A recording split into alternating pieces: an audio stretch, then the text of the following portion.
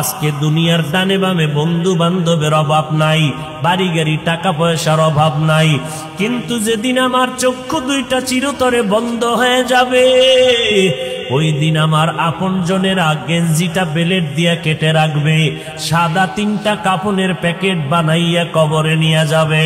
ওই অন্ধকার কবরে আমার আপন বলতে কেউ থাকবে না। ওই কবরে ডানে মাটি বামে মাটি অন্ধকার। ওই কবরে যাওয়ার পরে 3টা প্রশ্ন করা হবে, রবের পরিচয় দাও, ধর্মের পরিচয় দাও, রাহমাতুল লিল আলামিনের পরিচয় দাও। ওই কবরে কাউকে জিজ্ঞাসা করা হবে না তুমি কয় টাকার মালিক, তুমি কত লেখাপড়া করেছো, তুমি ধনী না গরিব, আলেম না মূর্খ, একবারও জিজ্ঞাসা করা হবে না। নবী বলেন এই 3টা প্রশ্নের জবাব যারা দিবে তাদের কবর হবে জান্নাতের বাগান, যারা জবাব দিতে পারবে না তাদের কবর হবে জাহান্নামের গর্ত। নবী বলেন কারা পারবে? দুনিয়াতে যারা রবের গোলামি করে যাবে কবরে গিয়ে তারা জবাব দিবে রব্বি আল্লাহ। দুনিয়াতে যারা ইসলাম মেনে চলবে কবরে গিয়া জবাব দিবে দীনিয়াল ইসলাম।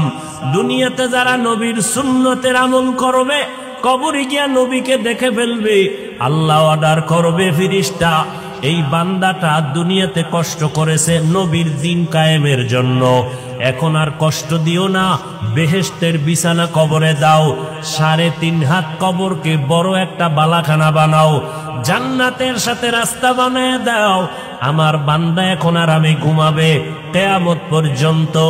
নবী বলেন প্রশ্নের জবাব যারা দিতে পারবে না, কারা পারবে না? যারা দুনিয়াতে রবের গোলামি করে না, নবীর সুন্নত মানে না, ইসলাম মানে না, এরা কবরে গিয়া একটা প্রশ্নের জবাবও দিতে পারবে না।